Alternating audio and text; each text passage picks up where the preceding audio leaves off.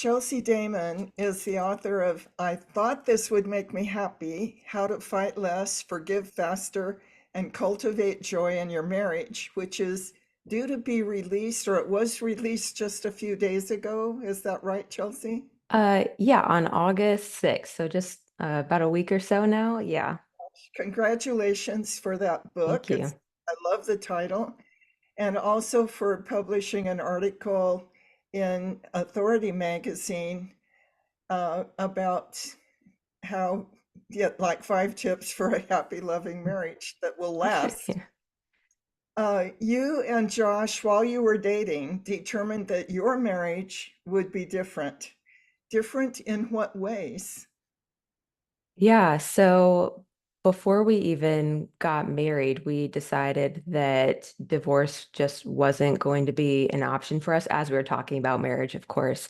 And so we knew that if and when we did get married, that was it. We took that covenant very seriously. And we also knew that marriage had its ups and downs, and we knew that we also didn't want to be miserable for the rest of our lives together either if we did find ourselves in one of those downs. And so we decided to just both do whatever it took in order to cultivate a marriage that was joyful and that reflected Christ's relationship with the church. And we believe that that's a redeeming relationship. And so we decided to always have an attitude of forgiveness towards each other, always come to different circumstances with this attitude of humility, being able to look at our own flaws. And I think that has been a big cornerstone in the success of our relationship. You laid a very, very solid foundation before you ever said I do. You mentioned how important unashamed intimacy is. Can you define that for us or describe how that works in your relationship? Yeah, so I think all couples are going to have some sort of level of their own intimacy within their relationship, and what's too much information to talk about. But I think there needs to be this deep sense of safety and security that you find in your relationship. And if you don't have that, then couples are going to find themselves to be prone to hiding things from each other. Let's say, you're in charge of finances and you find that your credit card bills have gotten racked up because you didn't check your balance in a while and you feel so ashamed that you let it get to that point and you're afraid to tell your spouse. If you don't have that deep sense of security and safety, even though it's a difficult thing to tell your spouse about, you're just going to end up hiding that or trying to fix it all on your own, and it can be very isolating. So I think with that openness and that communication, because you need to also communicate that you're a safe person and that you're not going to leave when times are tough as well. So if couples are able to establish that in their relationship, then it makes it so that you can tackle issues like that together rather than having them fester for months and years at a time and blow up in your face later down the road.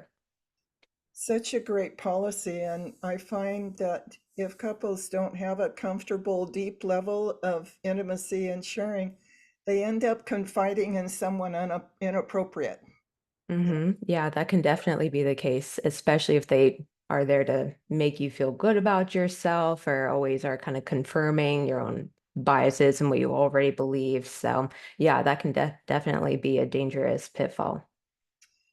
We hear a lot today about taking good care of yourself, yet any healthy marriage requires times of self-sacrifice. How do you balance the two? Yeah, I hear a lot of phrases that sound like you need to love yourself before you can truly love anyone else. And I think it is really important to take care of yourself and make sure your needs are being met and to learn how to communicate what your needs are to your spouse. But I think we almost overcorrect in our society a little bit. And I found that there's this rigidity where we are very afraid that we're not going to be taken care of. And so we're always looking out for number one. And oftentimes it can lead to this attitude of selfishness and always putting yourself first because you are afraid that if I don't take care of everything that I want and need, then no one else is going to. So I think it kind of goes back to the idea where you need to have a deep sense of safety and security, knowing that your spouse is going to be there to take care of you when you need it, and they want to meet those needs and wants that you have, and that way it frees you up from the anxiety of having to take care of yourself first, and you can put others needs above your own. And I think marriages really thrive when both husbands and wives are able to put the other person's needs above their own. And sometimes a wife might be doing that and her husband's not on the same page, or vice versa. And that can be a very difficult place to be in. But I think when there's prayer involved, or when you are able to go to counseling or have a third party speak to that in your relationship, and then couples can get to that place.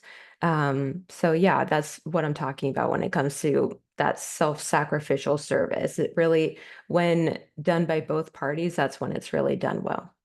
That's when it really works well. You're so true. So, Hmm. how do you and your husband resolve conflicts?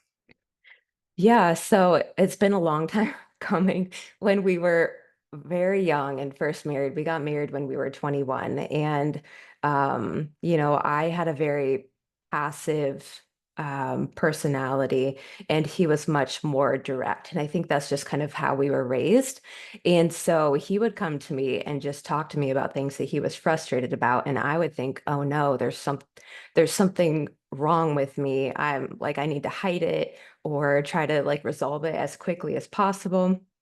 And then eventually I felt like, okay, I need to try to be more like him and I need to be more direct. And then we found ourselves like both both being very direct. And so we kind of had to, I think we had an opportunity to learn a lot from each other. He had to learn to be more tactful in the way that he brought things up, and I had to learn how to be more direct. And because of that, it helped us learn how to be very honest and open with each other while also taking care and taking note of each other's feelings. And so I think that open honesty really is the best policy. And when you do that, and also with that mindset that you're in a safe relationship and that you're not going to be abandoned because your spouse takes your covenant very seriously, then you're able to work on the problems and tackle them. And sometimes, you might need a little bit of, like, if you're actually very frustrated or angry about something, you might need some space. And you might need to tell your spouse, I need to go in the other room and just pray for a little while and get my heart right. I've known some cases where we've had friends who have gone to pastors or pastors' families, counselors, and had a third party kind of come in and be that intermediary in their relationship if husband and wife just can't see eye to eye. And I think that's a really good thing to do. I think you need to be careful to find someone who is going to be unbiased and Yeah. someone who's going to root for your relationship, because you could go to, your best friend and they might try to make you feel a little bit better about yourself and say, I can't believe he said that or whatever. So you need someone who's going to be unbiased, root for your marriage, be able to take both perspectives into account and tell you what you need to hear, not necessarily what you want to hear. I think what you said is so important that you need to go to someone that will root for the marriage, not just take sides Hmm. and only root for one of you. I find Hmm. that blame and self-righteousness seem to go hand in hand. You talk about humility being an important quality in a marriage. Does humility stop the blaming and self-righteous attitudes? Yeah, it really does. So I found that couples can often look like they're pretty good at forgiving each other. But really, when it comes down to it, let's say a husband, um, you know, trying to think of a good example, but let's say he never really does any of the housework and the wife starts to get all this resentment about it, even though she's talked to him about it a number of times. It doesn't really seem to get better. In her mind, she might think, okay, I'm going to try to have a humble attitude about this and forgive him. In her mind, though, she's thinking, I would never have done something like that. I always try to look out for other people's needs, and he's never doing it. And so I think it can be very easy to fall into this pit of having this sense of superiority over the other person in your relationship because you believe that you would never have done the thing that they are doing or have done. And that could be true. You might be someone who doesn't have the same struggles as your spouse, and you might never have done what they did. But it's really important for us to realize that we have our own shortcomings and our own sin that we deal with on a day-to-day basis and our own blind spots too. Sometimes we don't even realize how annoying we can be or how selfish we can be. And it's really important to try to look at ourselves with our eyes wide open and have a humble view of ourselves. And that's where we need to realize just how much we've been forgiven by Christ. And because of that, we have a huge opportunity to show that same forgiveness to our spouse. In fact, we have a responsibility to do that. Love that concept. Thank you. Mm. How does one forgive but still set a firm boundary so they don't end up being a doormat? Yeah, so I think couples can sometimes err on the side of forgiving because they are worried about stirring up more conflict.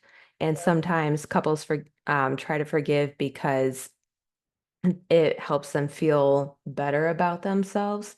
But I think it really goes back to that idea of realizing how much we've been forgiven.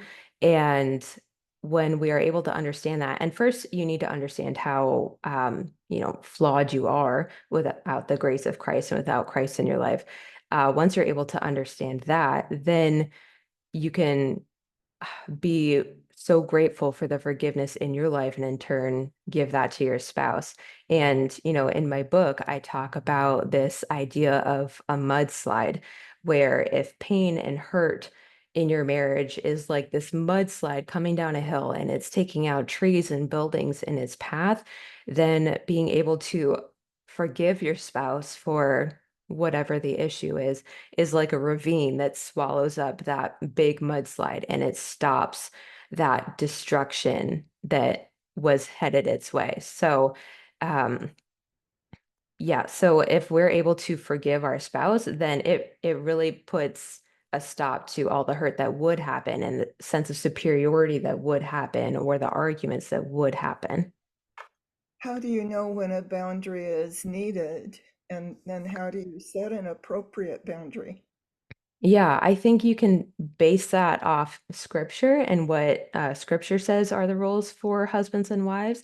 And also that's something that you kind of need to communicate to your spouse. And this is a really practical thing, but I encourage couples to go on walks together almost every day because sometimes it can be hard. It can feel a little bit awkward to have a sit down conversation with your spouse, but I find if husbands and wives can be like active and doing something together, it helps the conversation flow a little bit, and it can make it a little bit easier to talk about those tough subjects where you feel like your boundaries might be being encroached upon.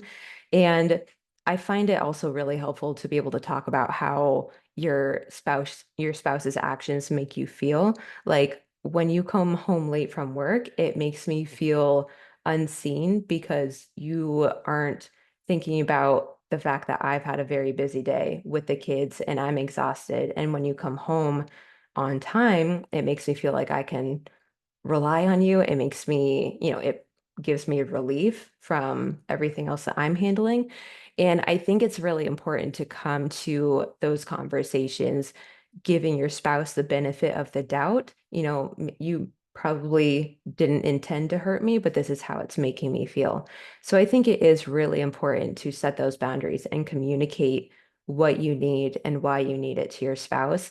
And I think we can also do that with a humble sense of giving your spouse the benefit of the doubt, like they didn't intend to hurt you, because that can cause a whole, you know, um, bunch of other issues if you go into those conversations like, I knew you would be late again today. That just puts them on the defensive and it's not really helpful for anyone.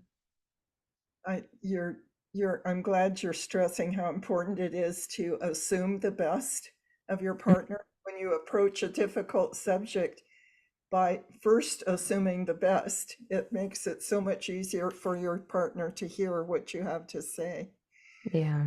You stress that one motivation to build a strong marriage is to then be able to share your love with others. In particular, you wish more couples would foster children. You have 3 children biologically, plus you have Mhm. foster children. What is that like? Yeah, so it's been a wild ride. At the moment, since we had our youngest daughter, Cleo, we've been doing short-term placements because we felt like that's what we had the capacity to do.